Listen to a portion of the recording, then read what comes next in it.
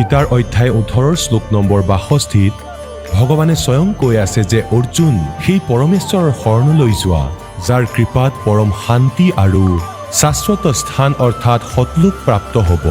সেই পৰমেশ্বৰ কোন হয়, ক'ত আছে, কেনেকুৱা? জানিবৰ কাৰণে নিশ্চয় শুনক জগতগুৰু তত্ত্বদৰ্শী সন্ত ৰামপাল দেৱ মহাৰাজৰ অমৃত বচন, সৰ্বপবিত্ৰ ধৰ্ম পবিত্ৰ শাস্ত্ৰৰ আধাৰত। একেদৰে পিতৃৰ বিষয়েও কৈছে যে নিজৰ সন্তানক, ল'ৰা ছোৱালীক সন্তানক ভক্তি কৰিবলৈ উদগনি দিব লাগিব, যাতে তাৰ ফলত কি হ'ব, আপোনাৰ 90% ভাৰ কমি যাব, যিটো আপোনাৰ চিন্তাৰ বিষয় আছিল। সন্তানে ভক্তি কৰিলে পৰমাত্মা তেওঁলোকৰ লগত সদায় থাকিব, যদি নিয়মত থাকে। চাওক, যেতিয়ালৈকে আমি মৰ্যাদাত থাকিম পৰমাত্মাই আমাক আচুৰ পৰিবলৈ নিদিব। কিন্তু আমি নিয়ম ভংগ কৰোঁ, কাৰণ আমি এনেকুৱা এখন সমাজত আছোঁ যে সেই সমাজে সেই সাংসাৰিক ক্ৰিয়াকহে উত্তম মানে। তাৰ পৰা আঁতৰি কোনোবাই কোনো ক্ৰিয়া কৰিলে সমাজে সেয়া ভাল নাপায় আৰু আপোনাকো তেওঁলোকৰ সোঁতত লৈ যায়। এনেকুৱা হ'ব নালাগে, দৃঢ় হ'ব লাগিব, পৰমাত্মাৰ বচন মানি চলিব লাগিব, আপুনি তাত ষ্টেণ্ড কৰিব লাগিব। গুৰু বচন পৰ ডটকে কটকে ফন চুৰাছিগে এছে। গতিকে নানক চাহেবে কৈছিলে যে না জানে কাল কি কৰ ডাৰে কিছ বিধ ঢল যা পাছাবে আৰু জিনাতে সৰতে মৌত খুৰক দিউৰানো কেডা হাসাবে। আকৌ নানক চাহেবক সুধিলে যে হে প্ৰভু, আপুনি কি সদায় এনেকৈয়ে থাকে? নানক সিং চাহেবে ক'লে যে ভাই, ক'বই নোৱাৰোঁ ইয়াত কেতিয়া বিজুলী পৰিব, কি কথাত আনন্দিত হ'ম। তেতিয়া আকৌ সুধিলে যে হে মহাত্মা, আপুনি কি কেতিয়াও সুখী নহয়? তেওঁ ক'লে যে ভাই, সুখী হওঁ। কেতিয়া হওঁ সুখী? সাধ মিলে সাਡੀ ਸਾਦੀ ਹੁੰਦੀ ਵਿਛੜ ਜਾਂ ਦਿਲਗੀਰੀ ਵੇ ਅਖਦੇ ਨਾਨਕ ਸੁਣੋ ਜਹਾਨਾ ਮੁਸ਼ਕਿਲ ਹਾਲ ਫਕੀਰੀ ਵੇ। সাধ মিলে সাਡੀ সাদি ਹੁੰਦੀ। নানক চাহেবে কৈছে যে যেতিয়া মোৰ সন্তান, সাধ মানে ভগত, সাধক, সাধ চৈদ চিধা চালে, বেয়া কৰ্ম এৰি দিয়ে, অকথ্য নকয়, সেইজনেই সাধু, তেওঁই সন্ত, তেওঁই ভগত। সাধ মিলে সাਡੀ সাদি ਹੁੰਦੀ। কৈছে যেতিয়া মোৰ এই সন্তান, মোৰ অনুগামী মোৰ ওচৰলৈ আহে সৎসংগ শুনিবলৈ, তেতিয়া মোৰ আনন্দৰ সীমা নোহোৱা হৈ যায়। কিয়?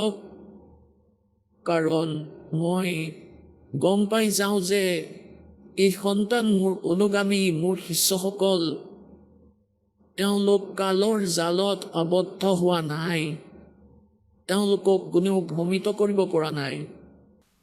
সাধ মিলে সাਡੀ সাদি ਹੁੰਦੀ আৰু বিছੜ যা দিলগিৰি বে। যেতিয়া এওঁলোক ইয়াৰ পৰা সমাজলৈ যায়, সংসাৰলৈ যায়, তেতিয়া মই দুখী হওঁ, মন বেয়া লাগে যে ক'ৰবাত কেনেবাকৈ এই সন্তানসকলৰ উই নালাগে, পোক নালাগে মোৰ এই ফচলত। কালৰ দূতে যেন এওঁলোকক ভ্ৰমিত কৰি নিদিয়ে। আৰু এওঁলোক যেতিয়া পুনৰ ঘূৰি আহে এজ ইট ইজ পিছৰ সৎসংগলৈ, তেতিয়া মোৰ আনন্দৰ ঠিকনা নাথাকে যে এই সন্তানবোৰক কালৰ দূতে বেয়া কৰিব নোৱাৰিলে। পুণ্যাত্মাসকল, এই অৱস্থাই হয় এজন সন্তৰ। আপোনালোক সকলো পৰমাত্মাৰ গছ পুলি, এয়া পৰমাত্মাৰ বাগিচা। তেওঁ এই বাগিচাৰ মালি আৰু এই দাস, এই সন্ত তেওঁৰ চাকৰ হয়, সেই মালিৰ।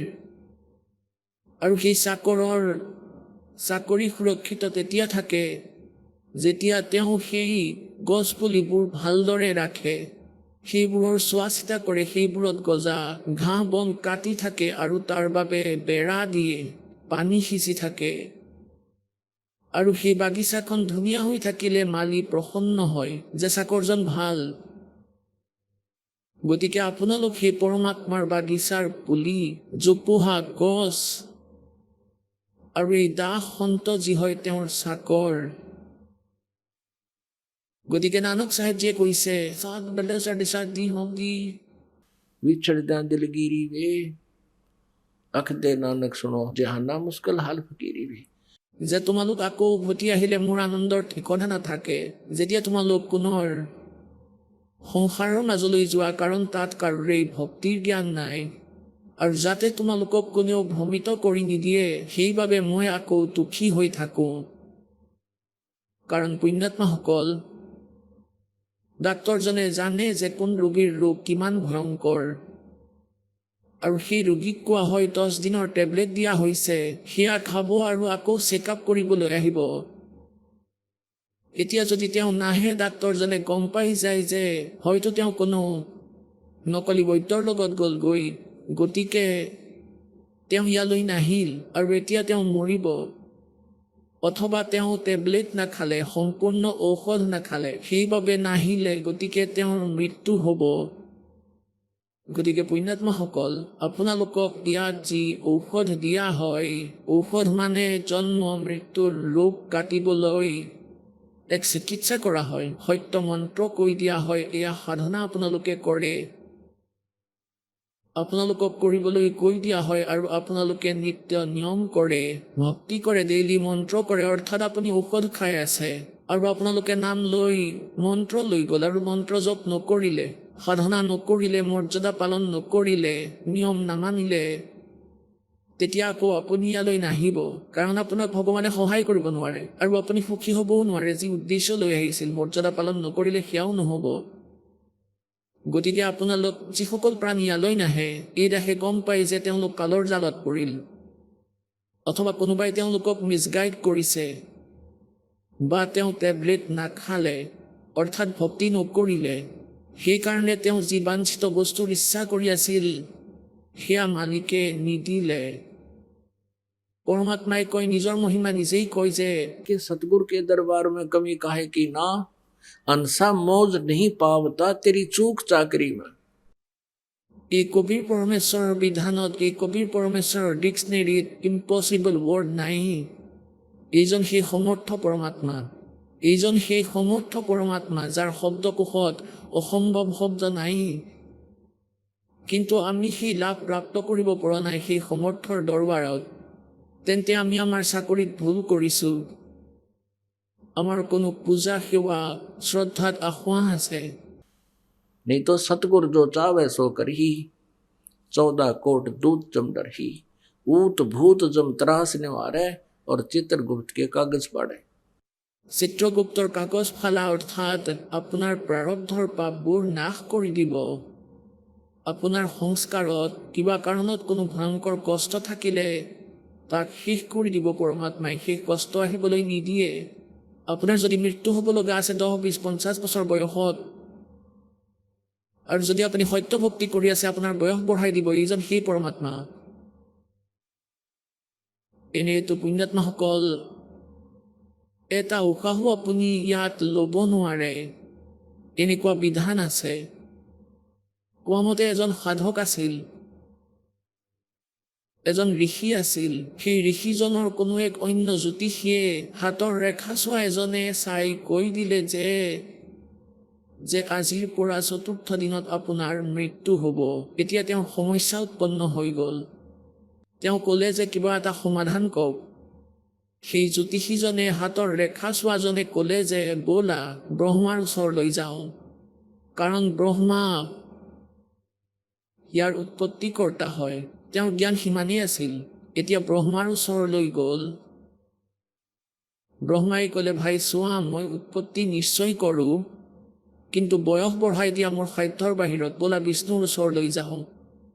তেওঁ আমাৰ পালনকৰ্তা, তেওঁৱেই ঠিকা লৈছে চাউলৰ মুঠি কম বেছি দিয়াৰ। তেওঁ ওচৰলৈ গ'ল, বিষ্ণুদেৱক প্ৰাৰ্থনা জনালে যে এনেকুৱা এজন ঋষি আছে, আৰু তেওঁ কি কৈছে যে মই নিজৰ কোনো তেনে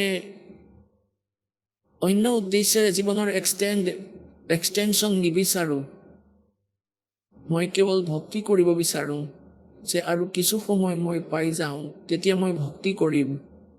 বিষ্ণুদেৱে ক'লে যে ভাই, তোমাৰ টাৰ্গেটটো বহুত বঢ়িয়া, উদ্দেশ্যটো ভাল কথা, পৰোপকাৰ বিচাৰিছা, কোনো স্বাৰ্থ নাই, কিন্তু মোৰ সাধ্য এজ এক্সটেনশ্যন কৰাৰ নাই, আয়ুস বৃদ্ধি নহয়। ভগৱান শিৱৰ ওচৰলৈ যাওঁ ব'লা, শংকৰৰ ওচৰলৈ, কাৰণ তেওঁ সংহাৰ কৰে, তেওঁ তোমাৰ জীৱন দান কৰিব পাৰিব। এতিয়া শংকৰৰ ওচৰলৈ গ'ল, আৰু শংকৰ ভগৱানে ক'ব ধৰিলে, তেওঁকো একে প্ৰাৰ্থনাই জনাইছিলে যে এই ঋষিৰ আয়ুস 4 দিন বাকী আছে, আৰু তেওঁ এক্সটেনশ্যন বিচাৰে। আপোনাৰ হাতত আছে। শংকৰ ভগৱানে ক'বলৈ ধৰিলে, ভাই ইয়াৰ কথাটো ঠিকেই, কিন্তু মই যেনেকুৱা আদেশ থাকে যাৰ সময় যেতিয়া আহে তেতিয়াহে মাৰোঁ, এনেই মাৰিব নোৱাৰোঁ। এনেদৰে 3 দিন হৈ গ'ল।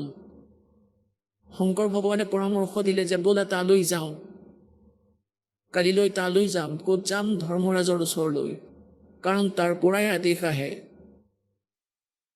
কাৰোবাক মৰাৰ। এতিয়া ধৰ্মৰাজ এজন ন্যায়াধীশ হয়, এই কালৰ ন্যায়াধীশ তেওঁ, 21 ব্ৰহ্মাণ্ডৰ। তালৈ গ'ল এই চাৰিওজন। কোন? এজন সেইজন ব্যক্তি যি এক্সটেনশ্যন বিচাৰি আছিল, আয়ু বৃদ্ধি বিচাৰিছিল। আনজন যি এইটো কৈছিল যে তোমাৰ ইমান আয়ুস আছে। দ্বিতীয়জন, তৃতীয়জন ব্ৰহ্ম, চতুৰ্থতে বিষ্ণু আৰু পঞ্চমতে শ্ৰী শিৱদেৱ। এই 5জন গৈ পালে ধৰ্মৰাজৰ দৰবাৰত।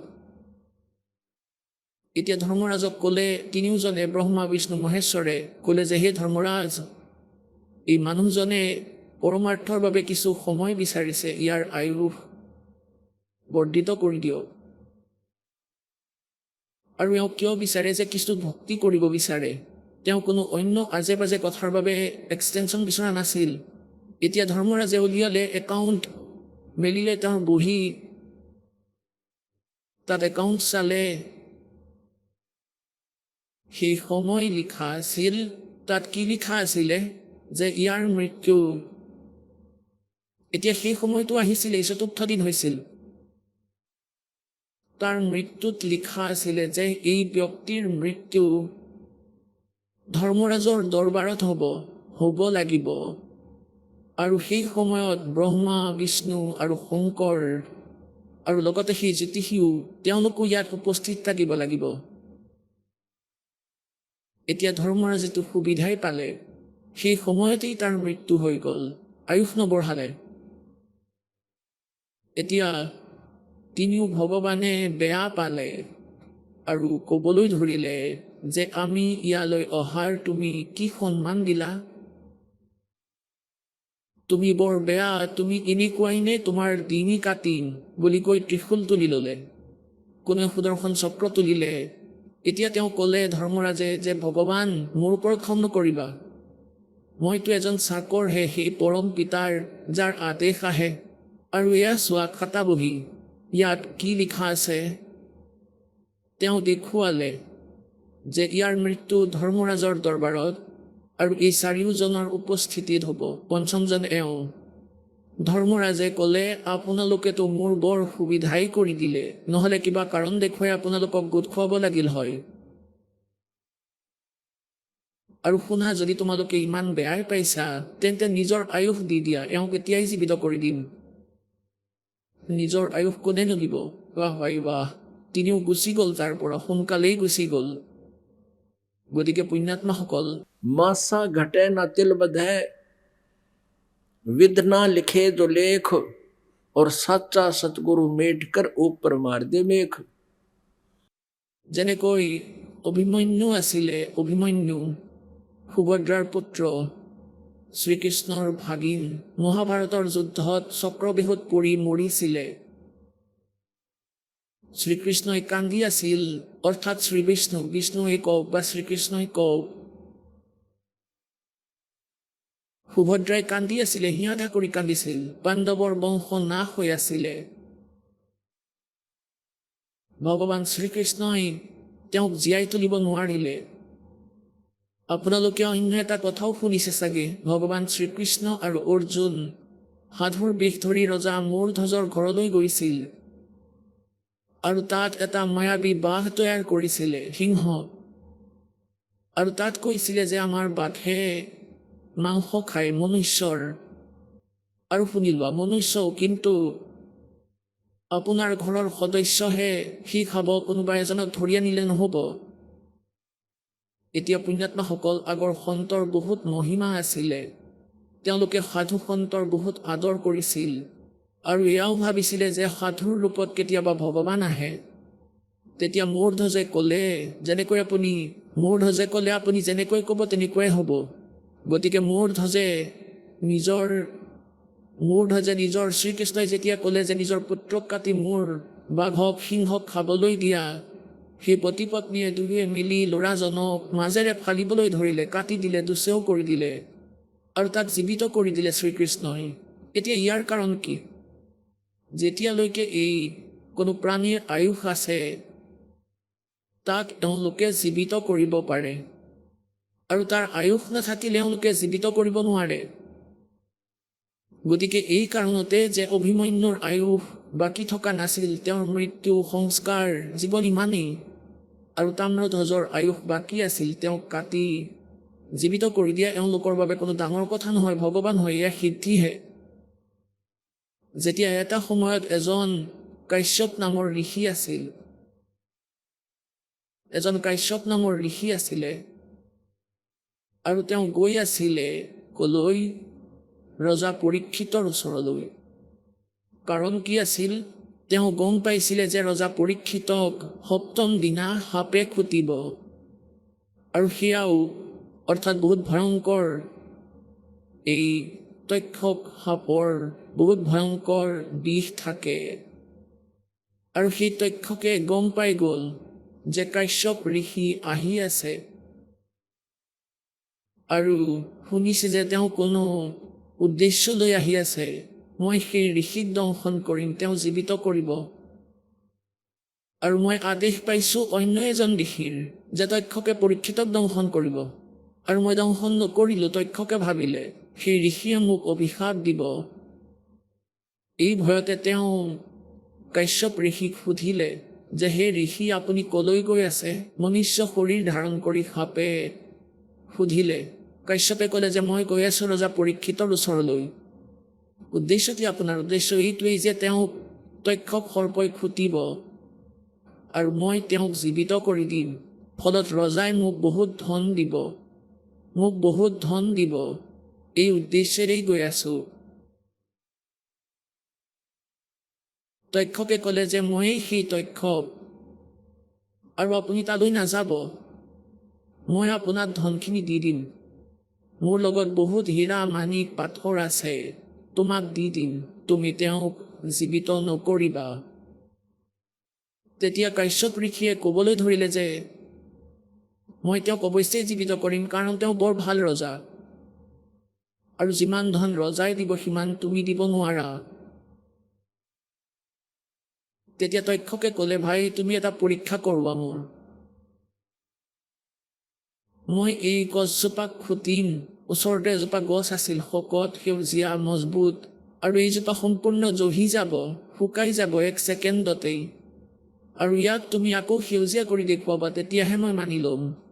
তেতিয়া তেওঁ ক'ব ধৰিলে, কাশ্যপে ক'লে যে তুমি খুটা। তেতিয়া তক্ষকে গছত খুটিলে, গছজোপা লগে লগে গোটেই ক'লা পৰি গ'ল, একেবাৰে জ্বলি গ'ল, শুকাই গ'ল। কাশ্যপ ঋষিয়ে নিজৰ মন্ত্ৰৰে জাৰি পানী ছটিয়াই দিলে, গছডাল আগৰ দৰে সেউজীয়া হৈ পৰিল।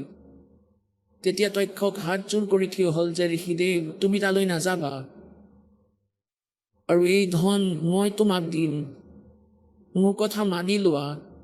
এতিয়া কাশ্যপ ঋষিয়ে ধ্যানেৰে চালে, তেওঁ ভাবিলে এইটোতো চাই লওঁ যে এই পৰীক্ষিতৰ আয়ুস বাকী আছেনে নাই। গতিকে কি দেখিলে তেওঁ নিজৰ দিব্য দৃষ্টিৰে? সিদ্ধি আছে। তেওঁ দেখিলে যে পৰীক্ষিতৰ প্ৰাৰব্ধ ইমানেই আছিলে, আগলৈ তেওঁৰ আয়ুস বাকী নাই। তেতিয়া তেওঁ ক'লে যে ঠিকে আছে, মই তেওঁক জীৱিত নকৰোঁ, আপুনি মোক ধন দিয়ক। এতিয়া এই স্বাৰ্থপৰে সেই তক্ষক সৰ্পৰ পৰা ধন, হীৰা মুকুতা লৈ উভতি আহিল। এতিয়া তেওঁ এইটো গম পালে যে পৰীক্ষিতৰ জীৱন ইমানেই, আৰু বৃদ্ধি কৰিব নোৱাৰি।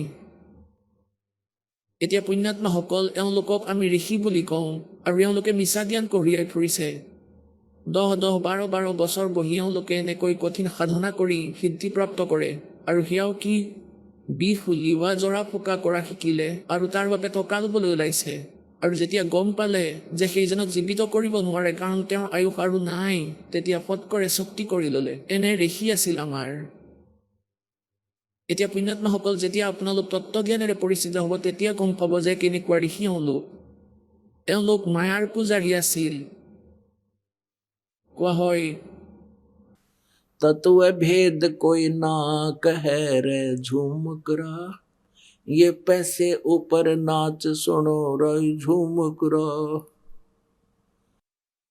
এসময়ত এখন গাঁৱত এজন মণিৰাম নামৰ ব্ৰাহ্মণে সত্যনাৰায়ণৰ কথা প্ৰাৰম্ভ কৰি দিলে আৰু 30 দিনৰ কাৰণে ৰাখিলে। তেওঁ ভাবিলে 30 দিন গাঁৱৰ পৰা নিতৌ 10-20 টকা আহিলেও তেতিয়াও 30 দিনত 500-600 টকাটো হ'বই। এই উদ্দেশ্যেৰে দীঘলীয়া সময় কৰি দিলে। তেতিয়া মানুহ ভাল শ্ৰদ্ধালু আছিলে, তেওঁ কথা আৰম্ভ কৰি দিলে। সেই গাঁৱতেই 2-3জন দুষ্ট মানুহো আছিলে। সিহঁতে ভাবিলে যে এওঁ এই ব্ৰাহ্মণৰ 30 দিন হৈ গ'ল, গাঁৱৰ পৰা টকা লৈ যাব। যিদিনা তেওঁৰ কথা পাঠৰ সমাপন আছিল 30 দিনৰ পিছত, সেইদিনা সম্পূৰ্ণ মাহটোত 30 দিনত মণিৰাম ব্ৰাহ্মণে কেৱল 30 টকাহে দক্ষিণা পালে। এনেই ইয়াতো বহুত পুৰণি কথাই, সেই সময়ত 30 টকা বহুত বেছিয়ে হয়। আজিৰটো মোৰ হিচাপত সেয়া 30,000 টকা হ'ব, তেতিয়াৰ 30 টকা। সেই সময়তো এটকাৰে মহ কিনিব পাৰিছিল, আজিকালিতো 40,000 টকা। তথাপিও কি হ'ল যে মুঠ 30 টকাহে আহিছিল সম্পূৰ্ণ মাহটোত। 30 দিন পাঠ কৰিলে। সিফালে সেই গাঁৱৰে কিছু দুষ্ট ব্যক্তিয়ে গাঁৱৰ পৰা চান্দা লৈ দিল্লীৰ পৰা এজনী নৰ্তকী লৈ আহিছিলে আৰু সেইদিনাই নাচৰ কাৰ্যক্ৰম ঠিক কৰি দিলে, যিদিনা পণ্ডিতৰ কথাৰ সমাপন আছিল। সেইদিনা কি হ'ল যে তেওঁ সেই চম্পাকলিৰ পইচা আহিল 500 টকা। সেইদিনা সকলোৱে দিলে, গাঁৱৰ মানুহে সকলোৱে দিলে, গোটেই গাঁৱৰ মানুহে এনেদৰে 500 টকা তেওঁৰ নৃত্যত সুখী হৈ 500 টকা দি দিলে তাইতো এদিনতেই 500 টকা পাই গ'ল। আৰু মণিৰামে 30 দিনলৈকে পাঠ কৰিলে আৰু মাত্ৰ 30 টকা পালে। এতিয়া 30 টকা লৈ ওলাই গ'ল তেওঁ। সেই সময়ত পৰমেশ্বৰ কবীৰদেৱৰ প্ৰিয় আত্মা আদৰণীয় গৰীবদাস চাহেব দেৱ চুৰানি গাঁৱৰ, জজ্জৰ জিলাৰ চুৰানি গাঁৱৰ হাৰিয়ানাৰ, তেওঁ ইয়ালৈ আহিছিলে। পৰমাত্মাই তেওঁক লগ পাইছিলে, গৰীবদাসক কবীৰ পৰমেশ্বৰে। ইয়াৰ পাছত গৰীবদাস চাহেবৰ যি আত্মা আছিলে সেয়া তত্ত্বজ্ঞানেৰে পুষ্ট হৈছিলে। কেইবাজনো শিষ্যও হৈছিল তেওঁৰ। সেই সময়ত গৰীবদাস চাহেব তাত বহি আছিল আৰু 4-5জন ভগতো বহি আছিলে। সিফালৰ পৰা সেই মণিৰাম ব্ৰাহ্মণ আহিল আৰু বহি পৰিলে, ক'লে আহক ব্ৰাহ্মণ বহক। তেওঁ বহি পৰিলে আৰু ক'বলৈ ধৰিলে, কি ক'ব ধৰিলে যে হে মহাৰাজ, আৰু নুসুধিবই, আৰু জনতাৰ মতিভ্ৰম হৈছে, নুসুধিব আৰু। এতিয়া কথাটো হ'ল ভক্তিৰ পৰা সকলোৰে মন উঠি গৈছে, কি যে হ'ব এই জনতাৰ। তেওঁ বহু সময়লৈকে শুনাই থাকিলে, কৈ আছিল। তেতিয়া তেওঁলোকে সুধিলে তাতে বহি থকা গৰীবদাসৰ শিষ্যই যে মহাৰাজ, তেওঁ কিয় দুখী হৈ আছে, তেওঁৰ লগত কি হ'ল? তেওঁ ভালদৰে ক'বও পৰা নাই খুলি। তেতিয়া গৰীবদাস চাহেবে ক'লে कि फुट्टी आंख विवेक की और अंधा है ये जगदीश, चंपाकली को 500 मनीराम को 30। এতিয়া এইটো মুস্কিল, ইয়াৰ বাবে এইটো সমস্যা সন্মুখত। এতিয়া মণিৰামে কোৱাও নাছিল গৰীবদাসক যে তেওঁ কি দুখত দুখী হৈ আছে। যেতিয়া তেওঁ এই কথা মণিৰামক কৈ দিলে যে মণিৰাম এই কাৰণে দুখী, कि फुट्टी ज्ञान विवेक की और अंधा है जगदीश, ইয়াৰ এই কাল ভগৱানে এনেকুৱাই কৰে, এনেকৈ ওলোটাকৈ কাম কৰোৱায়। এওঁ ধাৰ্মিক কাম কৰি আছিলে, কিন্তু তেওঁতো লোভীয়ে আছিলে। তেওঁনো কি ভাল কাম কৰি আছিলে? তেওঁৰ উদ্দেশ্য টকা গোটোৱাহে আছিল, আৰু সিফালে চম্পাকলিৰ কামো টকা গোটোৱাই আছিল। দুয়োৰে উদ্দেশ্য টকা ঘটাই আছিলে। আৰু তাইক মণিৰামে দোষ দি আছিল, এই বুলি যে মই ধাৰ্মিক কাম কৰি আছোঁ, কিন্তু ধাৰ্মিক কাম কৰি আছিলে, তেওঁৰ চকু টকাৰ ওপৰতেই আছিল। 500 নহ'ল 30 টকাহে পালে। গতিকে ইয়াত কি কৈছে যে ফূৰ্তি জ্ঞান বিবেক কি? মানুহৰ মাজত বিবেক নাই। আৰু ইয়াৰ যি ভগৱান, তেওঁ এনেকুৱাই কাম কৰোৱায়। পুণ্য কৰ্মত ধন ব্যৱহাৰ কৰিবলৈ নিদিয়ে আৰু পাপ কৰ্মত বহুত খৰচ কৰায়। আৰু চম্পাকলিক 500 মণিৰামক 30 টকা। তেওঁ এনেকুৱা সমস্যাতগ্ৰস্ত আৰু সেই দুখী হৈ পৰিছে। ভৰিত ধৰিলে মণিৰামে, হে ভগৱান আপুনি কেনেকৈ গম পালে? তেতিয়া পৰমাত্মাই ক'লে যে ভাই, মই কেনেকৈ গম পালোঁ এই কথা বহুত বেলেগ, বাকী আপোনাৰ উদ্দেশ্য সেই চম্পাকলিতকৈ কম নাছিলে। ক'লে হয় মহাৰাজ, একেবাৰেই সঁচা। এতিয়াহে জ্ঞান হ'ল। পৰমাত্মাই তেওঁক ক'লে, এই মায়েৰে তুমি কি কৰিবা? তুমি পাঠ কৰি ঘূৰি ফুৰা, তোমাৰ নিজৰেই জ্ঞান নাই। पारायण करते फिरेंगे घर घर बार द्वार, आप ज्ञान है नहीं और किसका करो उद्धार। যেতিয়া তুমি আনক পাৰ কৰাৰ ধান্দাত ঘূৰি ফুৰিছা, তোমাৰ জ্ঞান একেবাৰেই নাই, কি পাৰ কৰাবা? আজি তুমি পাঠ কৰাৰ ঠিকা লৈ বহিছা, কিহৰ বাবে পাঠ কৰা? কি তুমি যজমানৰ উদ্ধাৰ কৰি দিবা? সাধকৰ ভগতৰ যেতিয়া ৰজা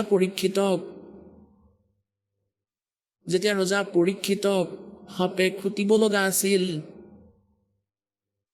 তেতিয়া সকলোৱে ভাবিছিলে যে ৰজা পৰীক্ষিত বহুত ভাল মানুহ, তেওঁৰ জীৱন এক্সটেণ্ড হ'ব লাগে, ভাল ধাৰ্মিক ৰজা তেওঁ।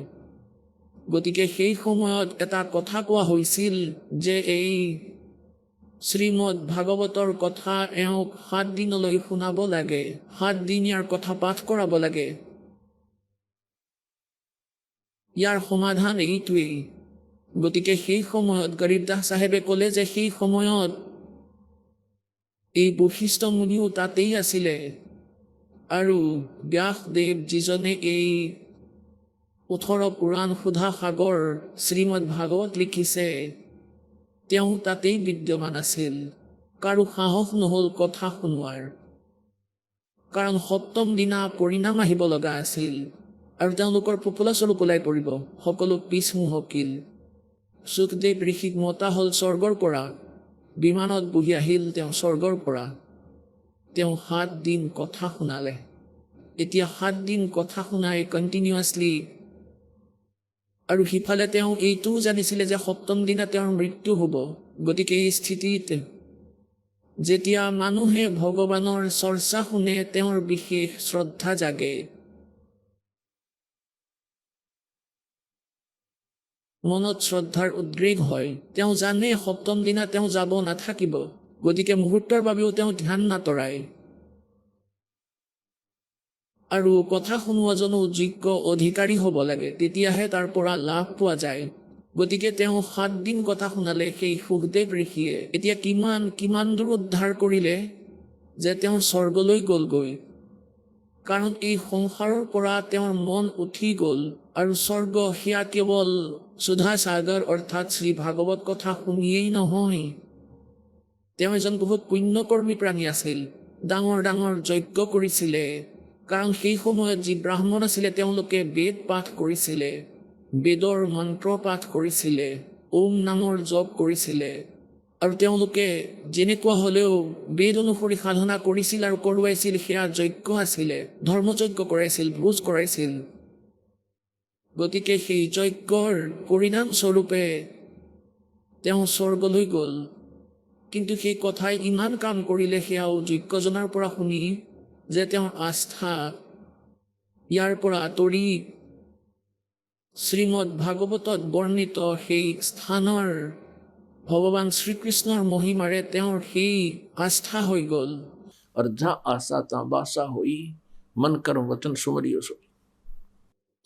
ইয়াৰ আধাৰতেই তেওঁ গুচি গ'ল। গতিকে এই কথাবোৰৰ পৰা আমি পুণ্যাত্মাসকলে এটা ভাল সাৰ বস্তু উলিয়াই ল'লোঁ আৰু নিজৰ জীৱনটোক সেইদৰে গঢ়িব লাগিব। এতিয়া যেনেকৈ এতিয়া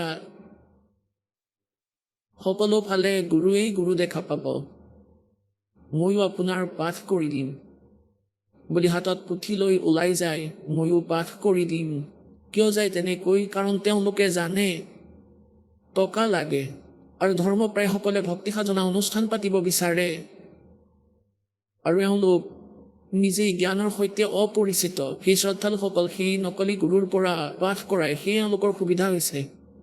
এওঁলোক হ'ল এনেই পাঠ কৰি ঘূৰি ফুৰাসকল। এবাৰ এজন ৰজাই ঘৰ বনাইছিলে, মহল, আৰু তাত ব্ৰাহ্মণে কৈ দিলে যে ইয়াত বিদ্বান ব্ৰাহ্মণৰ দ্বাৰা 5-7জন ব্ৰাহ্মণৰ দ্বাৰা জপ কৰাব লাগে, অৰ্থাৎ পাঠ কৰাব লাগে, মন্ত্ৰৰ জপ কৰাব লাগে, বেদৰ মন্ত্ৰৰ। গতিকে ঋষিয়ে মন্ত্ৰীক ডিউটি দি দিলে যে মন্ত্ৰী তুমি যোৱা ব্ৰাহ্মণক বিচাৰি আনিবা। এজন ভাল কাশী বিদ্যাপীঠত পঢ়ি আহিছিল এজন ব্ৰাহ্মণে। তেওঁৰ ঠিকনা পাই মন্ত্ৰীয়ে তেওঁক মাতি পঠালে। তেওঁ নিজৰ সাধনা আৰম্ভ কৰি দিলে। প্ৰতিদিনে এটা মোহৰ দিছিল সেই মন্ত্ৰীয়ে তেওঁক দক্ষিণা হিচাপে। কেইদিনমান যেতিয়া হৈছিলে নিতৌ এটা মোহৰ পাইছিলে, এটা সোণৰ মুদ্ৰা, যি আজিৰ হিচাপত হ'লে 10-20 হাজাৰ হ'ব। যেনেকৈ এতিয়া সেয়া 10 গ্ৰামৰ আছিল, আজিকালি তাৰ দাম 26 হাজাৰ টকা, 25 হাজাৰ টকা প্ৰতি তোলাত। এনেকৈ তেওঁ এটা সোণৰ মুদ্ৰা, এটা মোহৰ প্ৰতিদিনে তেওঁ আনে। তেওঁৰ পত্নী ব্ৰাহ্মণীয়ে নতুন কাপোৰ চিলাই ল'লে, নতুন জোতা ল'লে, আৰু পিছত সেই চুবুৰীৰে তিৰোতাবোৰ এটা কুঁৱাৰ পৰা পানী আনিবলৈ গৈছিল। তেতিয়া তাত চাই ইজনীয়ে সিজনীক যে কি পৰিৱৰ্তন হৈছে, কি কাৰণত পৰিৱৰ্তন হৈছে, বৰ সুন্দৰ কাপোৰ পিন্ধিছে, ভাল জোতা পিন্ধি আছে। তেতিয়া সুধিলে এজনী ব্ৰাহ্মণীয়ে যে কাৰণটো কি, আপুনিতো বহুত ভাল কাপোৰ পিন্ধি আছে। তাই ক'লে মোৰ স্বামী যি হয় তেওঁ ৰজাৰ তাত জপ কৰিবলৈ যায়, মন্ত্ৰৰ জপ, বেদৰ মন্ত্ৰৰ জপ, আৰু প্ৰতিদিনে ৰজাই এক সোণৰ মুদ্ৰা দিয়ে। গতিকে সিজনীয়ে নিজৰ স্বামী ব্ৰাহ্মণক ক'লে যে আমুকৰ ঘৰৰ মানুহজনে প্ৰতিদিনে তাত এনেকৈ মন্ত্ৰৰ জপ কৰিবলৈ যায়, ৰজাই এটা সোণৰ মোহৰ দিয়ে, আপুনিও যাওক। তেওঁ ক'বলৈ ধৰিলে ভাগ্যৱান, তেওঁ হৈছে বিদ্বান, কাশীত পঢ়ি আহিছে, মইতো এনেই মাত্ৰ যেনে তেনে কৰি দিওঁ। তাই কাজিয়া কৰিব ধৰিলে যে তুমি একো কৰিবই নিবিচাৰা, তুমি এনেকুৱা, তুমি তেনেকুৱা। তেওঁ ভাবিলে এইজনীয়ে সদায় কাজিয়া কৰিব, গৈয়ে চাওঁ কি হয়। তেওঁ গুচি গ'ল। বেশভূষা একেই আছিল দুয়োৰে, ইও ব্ৰাহ্মণ সিও ব্ৰাহ্মণ। বাহিৰৰ পৰা চালে। এতিয়া তাত গৈ পালে তেওঁ মন্ত্ৰীক ক'লে ভাই ময়ো আহিলোঁ পাঠ কৰিবলৈ। ক'লে আহক। তেওঁ ক'লে আপোনাৰ প্ৰয়োজন আছিল, 7-5জন ব্ৰাহ্মণ গোটাব লগা আছিল। তেওঁকো বহিবলৈ দিলে। তেওঁ তাত বহি মন্ত্ৰ মাতিব, তাত বহি তেওঁ একোৱেই ক'ব পৰা নাছিল, মাত্ৰ কৰিছিল ওম ভূৰ্ভুৱ স্বাহা, ভূৰ্ভুৱ স্বাহা। যি কয় তাকেই কয় স্বাহা। তেওঁ যদি কয় স্বাহা, আৰু সন্ধিয়া দুয়ো উভতি গ'ল, আৰু এটা এটা সোণৰ মোহৰ পালে। আৰু তৃতীয়জনীয়ে গম পালে আৰু নিজৰ মানুহজনকো পঠিয়াই দিলে। এনেকৈ কোৱা কৰি তেওঁ বহুত মানা কৰিলে, মই নোৱাৰোঁ, তেওঁকো পঠিয়াই দিলে। এতিয়া তেওঁ গৈ বহি পৰিল। তৃতীয়জনেও ক'ব ধৰিলে যে ময়ো ব্ৰাহ্মণ হয় মন্ত্ৰী মহোদয়। মন্ত্ৰীয়ে ক'লে যে বহক, ইয়াতেই বহক আপুনি। বহুত দয়া কৰিলে ভগৱানে, নিজেই ব্ৰাহ্মণক পঠাই দিলে, নহ'লে মই বিচাৰি আনিব লগা হ'ল হয়। এতিয়া সেই প্ৰথমজনেতো নিজৰ মন্ত্ৰ ঠিকেই কৈছিল, দ্বিতীয়জনে কৈছিল, এওঁ যেতিয়া কয় স্বাহা, তেওঁ কয় তেতিয়া স্বাহা। তৃতীয়জনেও বহি পেলাই তেনেকৈয়ে ক'বলৈ ধৰিলে যে স্বাহা। কিমানলৈকে চলিব এই স্বাহা? অৰ্থাৎ যেতিয়া ধৰা পৰিব মাৰ খাব লাগিব। আকৌ চতুৰ্থজনীয়ে গম পালে কুঁৱাত যে এনেকৈ ঘটনা ঘটিছে, এনেকৈ টকা ঘটিছে। সেই চতুৰ্থজনীয়ে নিজৰ মানুহজনক পঠালে। তেওঁ প্ৰথমে মানা কৰিছিল যে নাযাওঁ, মাৰ খাব লাগিব তাক। তাই ক'লে তুমি এনেকৈ কৰি আছা, সিও গুচি গ'ল। তেওঁকো বহিবলৈ দিলে। এতিয়া প্ৰথমজনেতো নিজৰ মন্ত্ৰ জপ কৰি কয় স্বাহা, দ্বিতীয়জনে কয় স্বাহা, তৃতীয়জনেও কয় এনেকৈ স্বাহা, চতুৰ্থজনেও কয় চলিবলৈ দিয়া, যিমানলৈকে চলে স্বাহা। অৰ্থাৎ যেতিয়ালৈকে সুবিধা পাই আছোঁ চলিবলৈ দিয়া স্বাহা। তেওঁলোকে চহা ক'বলৈহে জানিছিলে। গতিকে কোৱাৰ তাৎপৰ্য এইটোৱেই যে এনেকুৱা স্থিতি আহিছে ভক্তিৰ পৰা দূৰ হোৱাৰ বাবে। গতিকে কথা হৈছে পৰমাত্মাই আমাক এইটো ক'ব বিচাৰিছে যে কবিৰ পৰমেশ্বৰ সেই সমৰ্থ শক্তি হয়। তেওঁ নিজৰ মহিমা নিজেই কৰিছে। আৰু যেতিয়া পৰীক্ষা কৰা হ'ল সঁচা প্ৰতিপন্ন হ'ল। তেওঁক যেতিয়া আমি পৰমাত্মাক চিনি পালোঁ আৰু তেওঁৰ পৰা যি শুনিছিলোঁ, তেওঁৰ পৰা যি লাভ তাতকৈ বেছি পালোঁ। গতিকে পৰমাত্মাৰ মহিমা প্ৰমাণিত হ'ল। গতিকে তেওঁৱেই সেই সমৰ্থ শক্তি। তেওঁ শব্দকোষত ইম্পচিবল ৱৰ্ড নাই। सतगुर जो चावे सो कर ही 14 कोट दूत जम डर ही ऊत भूत जम त्रास निवारे चित्रगुप्त के कागज पाड़े। ओए होय। এতিয়া সেই সমৰ্থ শক্তিৰ মহিমা আপোনালোকক কম। এতিয়া পুণ্যাত্মাসকল, এফালে পৰমাত্মাই আমাক এইটো ক'ব বিচাৰিছে যে कि मानुष जन्म पाके जो नहीं रटे हरि नाम और जैसे कुआ जल बिना फिर बनवाया के काम। এই মনুষ্য জীৱনৰ যদি কিবা উপযোগিতা আছে, যদি লাভ আছে, সেয়া হৈছে কেৱল পৰমাত্মা প্ৰাপ্তি। অন্যথা ইয়াৰ কোনো ইউজ নাই। যি কাৰ্য মনুষ্য জীৱনত আমি কৰি আছোঁ সেয়া পশু পক্ষীও কৰি আছে। আমাতকৈ বেছি মৰমেৰে সিহঁতে নিজৰ সন্তানৰ পালন কৰে, প্ৰজনন কৰে। আৰু কেৱল এই ক্ৰিয়াই আমিও কৰি কৰি যদি মৰি যাওঁ তেন্তে আমাৰ দৰে অকৰ্মণ্য আৰু কোনো নাই। এতিয়া জ্ঞান হ'ল ভগৱানৰ ভক্তিৰ পৰা। গতিকে প্ৰসংগ চলি আছে, এতিয়া বিষয় চলি আছে যে সেই সমৰ্থ শক্তিৰ দৰবাৰত কোনো বস্তুৰ অভাৱ নাই। যদি আপোনাৰ লাভ হৈ থকা নাই তেন্তে আপোনাৰ সেৱাত ত্ৰুটি আছে, অৰ্থাৎ আপোনাৰ সেৱা, স্মৰণ, ভক্তি, শ্ৰদ্ধাত কিবা ত্ৰুটি আছে, সেয়া ঠিক কৰি লোৱা। তেতিয়া চাবা কেনেকৈ লাভ নহ'ব। এতিয়া এইজন সেই পৰমাত্মা कि मासा घटे ना चल बधे विध ना लिखे जो लेख और सच्चा सतगुरु मेठ के ऊपर मारे मेघ। আমি আমাৰ লগত, এই দাসৰ লগত এনে হাজাৰ হাজাৰ চিঠি আছে য'ত এনেকুৱা তেওঁলোকৰ দুখেৰে ভৰা কাহিনী লিখা আছে। এজনে কৈছে যে মোক এজন জ্যোতিষীয়ে কৈছে, হস্তৰেখা পালমিষ্টে ক'লে যে যেতিয়া তুমি 27 বছৰৰ হ'বা তেতিয়া তোমাৰ মৃত্যু হ'ব। মোৰ চিন্তা হৈ গ'ল। মই আৰু এজন অন্য পালমিষ্টক দেখুৱালোঁ, তেওঁ সেই একে কথাকেই ক'লে।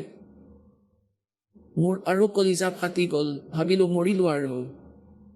সেই সময়ত মোৰ বয়স 20-21 বছৰৰ। মই থাকিব নোৱাৰা হ'লোঁ। মই সুধিলোঁ কোনো অন্য জ্যোতিষী আছে নেকি, কাৰোবাক সুধিলোঁ। তেতিয়া তৃতীয়জনে ক'লে যে একেবাৰে সঁচাটো ক'ব। তেওঁক সোধোতে তেওঁ ক'লে যে তোমাৰ আয়ুস 27 বছৰলৈকে আছে। এতিয়া মই ভাবিলোঁ ভাই মৰি গ'লোঁ আৰু মই, কথা বেয়া হৈ গ'ল। ঘৰৰ মানুহে ক'লে বিয়া কৰাই লোৱা, আৰু মই কওঁ নকৰোঁ। এইটো নক'লোঁ। কি কাৰণে মানা কৰি আছোঁ ভাবিলোঁ, এওঁলোকো চিন্তা কৰিব, মইতো এনেও দুখত আছোঁৱেই। এনেকৈ একেবাৰে খোৱা বোৱাও বাদ দিলোঁ। এনেতে এদিন তেওঁ সৎসংগ শুনিলে। কোনো ভকতে সুধিলে যে তোমাৰ কি অসুবিধা হৈছে, কিন্তু তেওঁ কোনো ক'লে কিজানি ঘৰৰ মানুহক কৈ দিয়ে, সিহঁত চিন্তাত পৰিব। শেষত ক'লে মই কষ্টত আছোঁ, মই ঠিক হ'ব পৰা নাই, চিকিৎসা কৰাই লোৱা ক'ৰবাত। ভকতে ক'লে যে চিকিৎসা বহুত কৰালোঁ, কোনো আৰাম নাপালোঁ। তেওঁ ক'লে আমাৰ গুৰুদেৱৰ ওচৰলৈ ব'লা, উপদেশ লৈ লোৱা। তেওঁ যে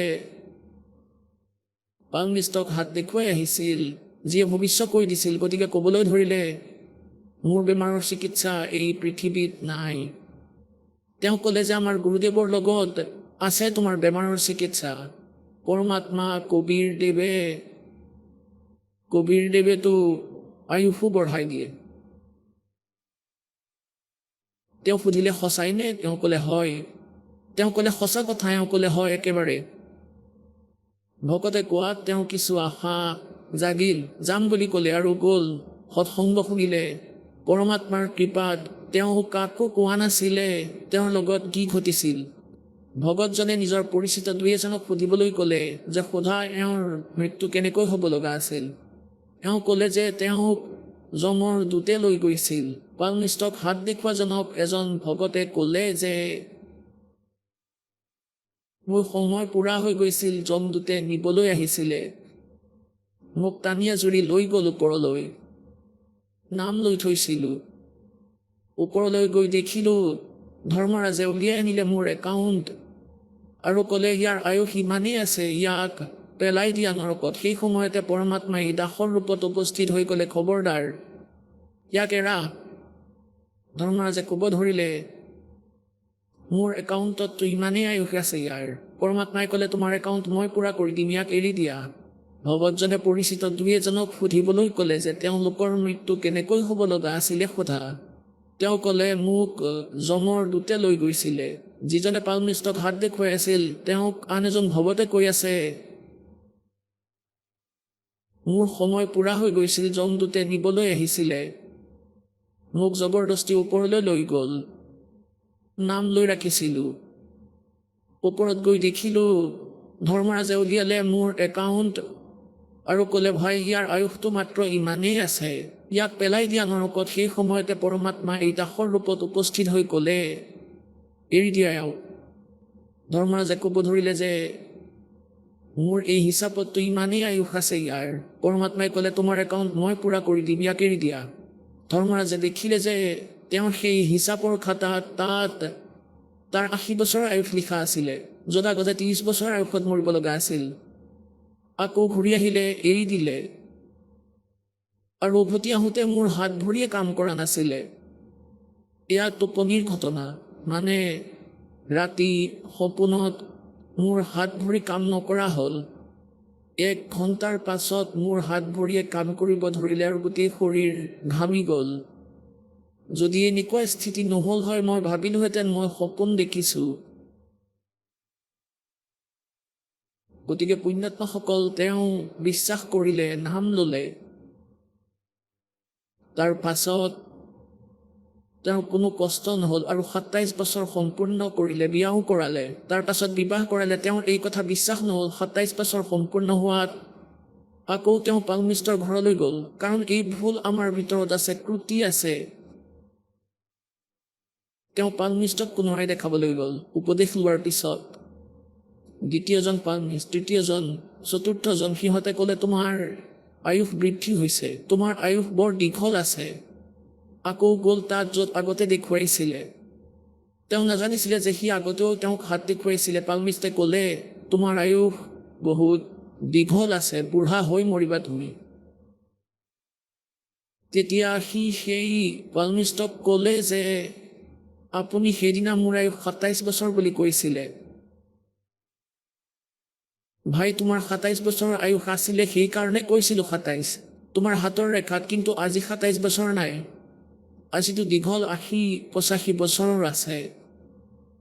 তেতিয়া তেওঁ কৈছিলে, ভগতজনে সেই জ্যোতিষীক ক'লে যে আহক আপুনিও নাম লৈ লওক, চাওক জ্যোতিষীয়ে কি কৰিব পাৰে। তেওঁ ক'বহে পাৰে যে আপোনাৰ ভাগ্যত ইমান আয়ুস আছে, যে তোমাৰ ইমান ধন প্ৰাপ্ত হ'ব পাৰে, সম্পত্তি প্ৰাপ্ত হ'ব পাৰে গোটেই জীৱনত, কিন্তু তেওঁ তাত কম বেছি কৰিব নোৱাৰে, তেওঁ বৃদ্ধিও কৰিব নোৱাৰে।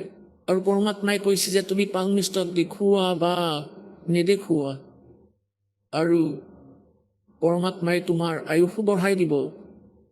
আৰু তোমাৰ ভাগ্যত যদি ধন নাই তথাপিও ধন দিব, কিন্তু দিব সিমানেই যিখিনিয়ে তোমাৰ হানি কৰিব নোৱাৰে। কাৰণ মায়া এই জীৱৰ শত্ৰু, এই কালৰ দূত, ইয়াৰ নিচা সুখ দেখুৱাই। যেনে ৰাৱণৰ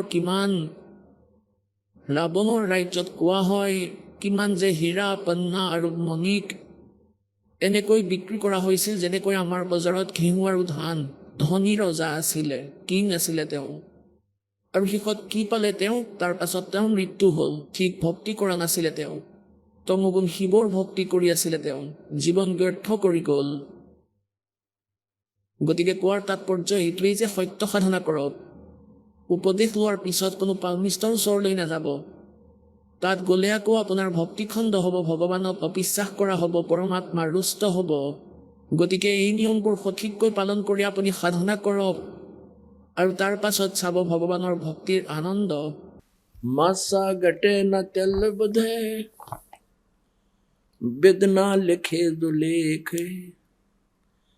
सच्चा सतगुरु मेट कर ऊपर मारे मेख।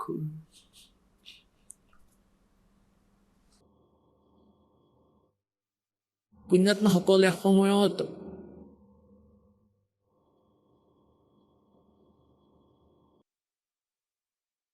এজন চিকন্দৰ লোধি নামৰ ৰজা এজন আছিল। চিকন্দৰ লোধি দিল্লীৰ বাদশ্বাহ আছিল। তেওঁক অসাধ্য ৰোগে পালে।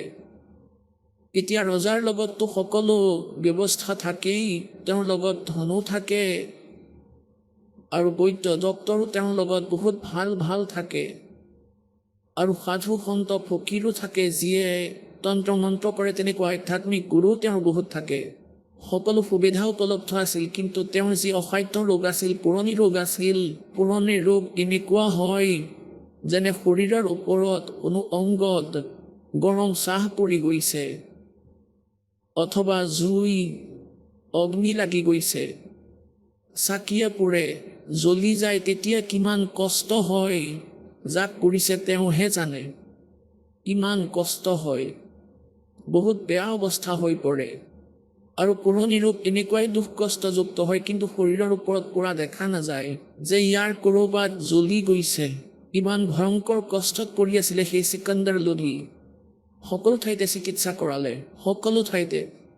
এতিয়া ৰজাৰ বাবেতো এজন বৈদ্যৰ প্ৰয়োজন হ'লে 4জন আনি থিয় কৰাই দিয়ে মন্ত্ৰীয়ে, আৰু মনে বিচৰা পুৰস্কাৰ, যিয়ে মোক সুস্থ কৰি দিয়ে তেওঁক যিমান লাগে সিমান টকা দিম বুলি ক'লে, আৰু এক্সট্ৰাও দিম।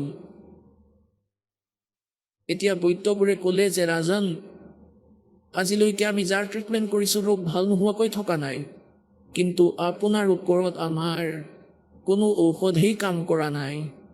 কাৰণ কি সেয়া জানিবৰ কাৰণে সকলো ঋষি সন্ত সাধুক মাতি অনা হ'ল। তেওঁলোকে ক'লে আপোনাৰ প্ৰাৰব্ধত প্ৰথমতে তেওঁলোকে যন্ত্ৰ মন্ত্ৰ কৰিলে, এইটো দিয়ক, আমুকটো কৰক, তামুকটো কৰক, আৰু যেতিয়া একো লাভ নহয় তেতিয়া কয় যে আপোনাৰ ভাগ্যতেই লিখি থোৱা আছিলে, আপোনাৰ প্ৰাৰব্ধত লিখা আছিলে, এয়াতো ভুগিবই লাগিব। এতিয়া পুণ্যাত্মাসকল, ভাগ্যত লিখা কোনেও মুচিব নোৱাৰে, কিন্তু ভগৱানে মুচিব পাৰে। গতিকে সেই ভগৱান কোন, সেই পৰমাত্মা কোন? তেওঁ হৈছে কবিৰ দেৱ, সত্য পুৰুষ, পূৰ্ণ ব্ৰহ্ম। কোনোবাই কৈ দিলে যে বাৰাণসীত, কাশীত এজন কবিৰ নামৰ মহাপুৰুষ আছে, আৰু যদি তেওঁৰ দয়া আপোনাৰ ওপৰত হৈ যায়, আপোনাৰ দুখ নাথাকিব, এই ৰোগ নাথাকিব। এতিয়া কোৱাৰ ভাৱ এই যে এইটো চমুকৈ কম, সিফালে কবিৰ পৰমেশ্বৰ বাৰাণসীত আছিলে, কাশী চহৰত, আৰু তাত কাশীৰ নৰেশ অৰ্থাৎ ৰজা বীৰদেৱ সিং বাঘেল তেওঁৰ শিষ্য আছিলে। কবিৰ পৰমাত্মাৰ শক্তি দেখি তেওঁ তেখেতৰ শিষ্য হৈ গৈছিল। চিকন্দৰ লোধি ভাৰতবৰ্ষৰ কিং আছিলে, সম্ৰাট আছিলে, সমগ্ৰ ভাৰতৰ ৰজা আছিলে। এনেকুৱা যি ৰজা মহাৰাজা সৰু সৰু আছিলে, তেওঁৰ তলত আছিলে, তেওঁৰ অধীনত আছিলে। যেনেকৈ প্ৰধানমন্ত্ৰীৰ অধীনত সকলো ৰাজ্যৰ মুখ্যমন্ত্ৰী থাকে, তেনেকৈ সেই কাশীৰ যি নৰেশ আছিলে, যি ৰজা আছিলে, চিকন্দৰ লোধিৰ পৰাধীন আছিলে, তেওঁৰ তলতীয়া আছিলে। তেওঁ সৰু ৰজা আছিলে আৰু চিকন্দৰ লোধি ডাঙৰ ৰজা আছিলে, সম্ৰাট আছিল। আৰু তাত গৈ পালে চিকন্দৰ লোধি বীৰদেৱ সিং বাঘেলৰ ওচৰত, লগত হাতী, শ অংগৰক্ষক, লগতে এজন শ্বেখ তাকি নামৰ ধাৰ্মিক গুৰু তেওঁ লগতেই আছিলে। সেই শ্বেখ তাকি ধাৰ্মিক গুৰুৱেও সকলো তন্ত্ৰ মন্ত্ৰ কৰিছিলে, কিন্তু একো লাভ নহ'ল। তেওঁলোক সকলোৱে এইটো কৈ নিজৰ অক্ষমতা ঢাকিছিলে যে এইটো আপোনাৰ প্ৰাৰব্ধৰ দুখ হয়, এইটো ভুগিবই লাগিব। এতিয়া বীৰদেৱ সিং বাঘেলৰ যেনেকৈ মুখ্যমন্ত্ৰীৰ ওচৰলৈ যদি প্ৰধানমন্ত্ৰী আহে, বহুত ব্যৱস্থা কৰিবলগীয়া হয় তেওঁ আদৰণিৰ কাৰণে। এনেকৈ মেজৰ ওপৰত কাজু, খিচমিচ, আপেল, কমলা, বঢ়িয়া কচৌৰি, পকৰি বনাই ৰাখিলে আৰু ক'লে খাওক পৰৱৰ্দিগাৰ, সিকান্দাৰ লোধিয়ে ক'লে যে মই আপোনাৰ এই আদৰণিত অতি প্ৰসন্ন হৈছোঁ, কিন্তু বীৰ সিং মই খাব একো নোৱাৰোঁ। পুণ্যাত্মাসকল, যেতিয়া এই প্ৰাণীৰ পাপ বেছি হৈ যায়, তেতিয়া সেই সময়ত তাৰ ওপৰত দুখ কষ্টৰ আপদ নামি আহে আৰু তাৰ কোনো সমাধান নহয়। সমাধান কৰিব পাৰে কেৱল পৰমাত্মাইহে, অথবা পৰমাত্মাৰ কৃপাপাত্ৰ সাধু সন্তইহে কৰিব পাৰে। পৰমেশ্বৰ কবীৰদেৱ সেইজন পৰমেশ্বৰ যি আমাৰ প্ৰাৰব্ধৰ কৰ্ম শাস্তি মাফ কৰিব পাৰে, পাপ মাফ কৰিব পাৰে, ক্ষমা কৰিব পাৰে। ৰজাই সকলো কথা ক'লে বীৰ সিঙক যে মই বহুত দুখী, সকলো ঠাইতে মই ট্ৰিটমেণ্ট কৰাইছোঁ, আধ্যাত্মিক ক্ৰিয়াও সকলো কৰালোঁ, মই ক'তো সকাহ নাপালোঁ, মই একো খাব নোৱাৰোঁ আৰু মই তোমাক লৈ সুখী। কিন্তু মই শুনিছোঁ যে ইয়াত কবীৰ নামৰ এজন সন্ত আছে, আপুনি জানেনে?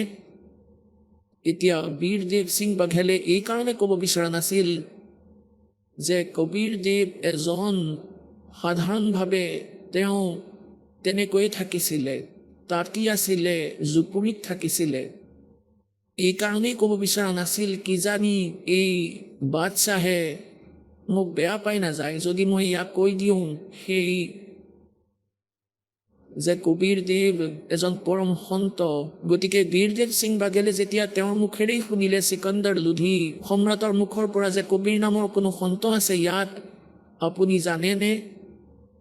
তেতিয়া বীৰদেৱ সিং বাঘেলে ক'লে যে মহাৰাজ মই ভালদৰেই জানো, ময়ো তেওঁৰ পৰাই উপদেশ লৈ থৈছোঁ, তেওঁতো স্বয়ং পৰমাত্মা আহিছে।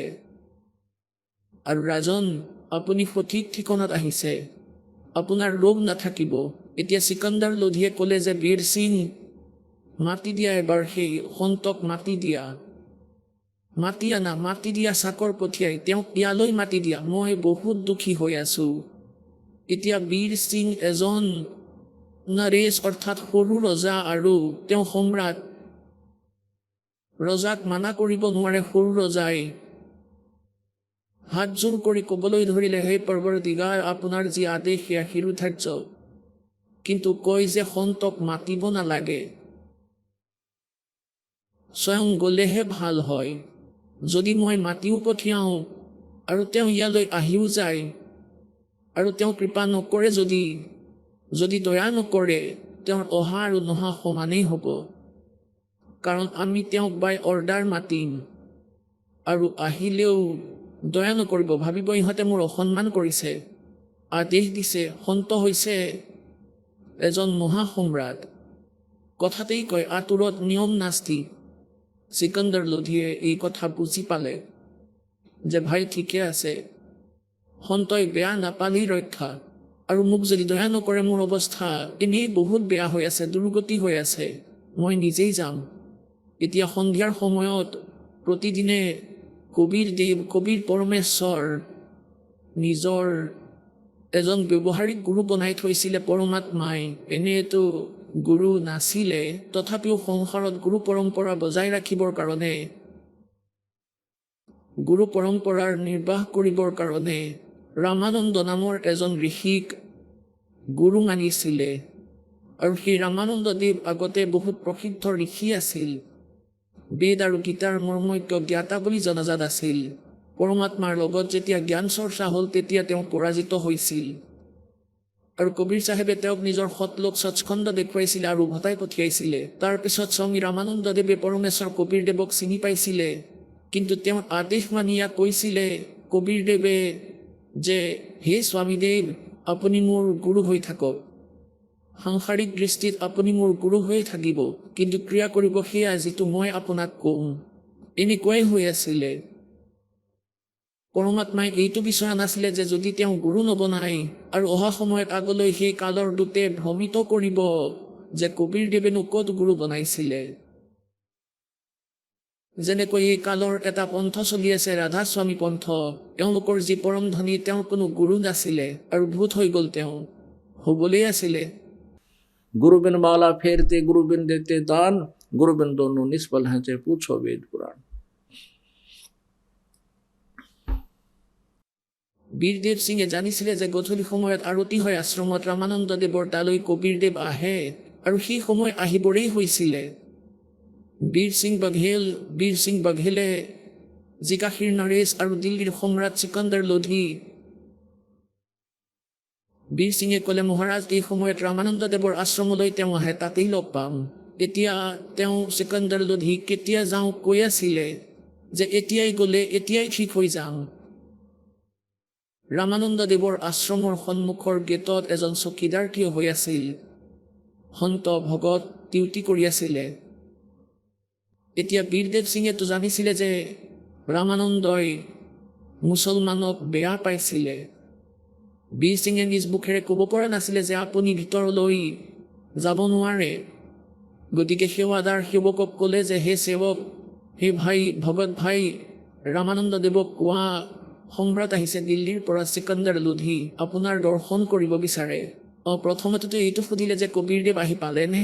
সেৱকে ক'লে এতিয়ালৈকে অহা নাই, কিন্তু এতিয়াই আহি পাবহি, এই সময়ত অৱশ্যেই আহে। তেতিয়া চিকন্দৰ লোধিয়ে ক'লে যে ব'লা ভিতৰলৈ যাওঁ, বিশ্ৰাম কৰোঁ, কিছু সময় আশ্ৰমতে বহি লওঁ। এতিয়া বীৰ সিঙেতো জানিছিলে যে এই ৰামানন্দদেৱে মুছলমানক ভাল পোৱা নাছিলে, আৰু যাতে খং উঠি নাযায় তেতিয়া সেৱকক ক'লে আজ্ঞা লৈ আহা ৰামানন্দদেৱৰ পৰা, আৰু ক'বা যে চিকন্দৰ লোধি আহিছে, দিল্লীৰ বাদশ্বাহ, তেখেতৰ দৰ্শন কৰিব বিচাৰিছে, কিছু সময় বিশ্ৰাম কৰিব বিচাৰিছে, কবীৰদেৱ অহালৈকে তেওঁৰ প্ৰতীক্ষা কৰিব বিচাৰিছে। সেৱকজন ভিতৰলৈ গ'ল। ৰামানন্দদেৱক ক'লে যে স্বামীজী, এনেকুৱা দিল্লীৰ সম্ৰাট চিকন্দৰ লোধি আহিছে আৰু তেওঁ কবীৰদেৱক লগ পাব বিচাৰিছে। তেখেত অহালৈকে তেওঁ আশ্ৰমত বিশ্ৰাম কৰিব বিচাৰিছে, আপোনাৰ অনুমতি বিচাৰিছে।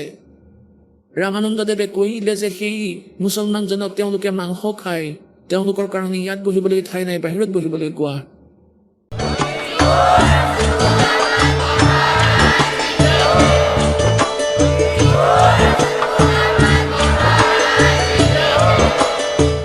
আপুনি শুনি আছিলে জগতগুৰু তত্ত্বদৰ্শী সন্ত ৰামপালদেৱ মহাৰাজৰ মংগল প্ৰবচন। অধিক জানিবৰ বাবে ভিজিট কৰক আমাৰ ৱেবছাইট www.jagatgururampalji.org। সন্ত ৰামপালদেৱ মহাৰাজৰ শুভ আশীৰ্বাদত সমগ্ৰ বিশ্বতে 500তকৈও অধিক নাম দীক্ষা কেন্দ্ৰ আছে, য'ত সন্ত ৰামপালদেৱ মহাৰাজৰ দ্বাৰা বিনামূলীয়া নাম দীক্ষা দি থকা হৈছে। আপোনাৰ নিকটৱৰ্তী নাম দীক্ষা কেন্দ্ৰৰ ঠিকনা জানিবলৈ সম্পৰ্ক কৰক 8222880541।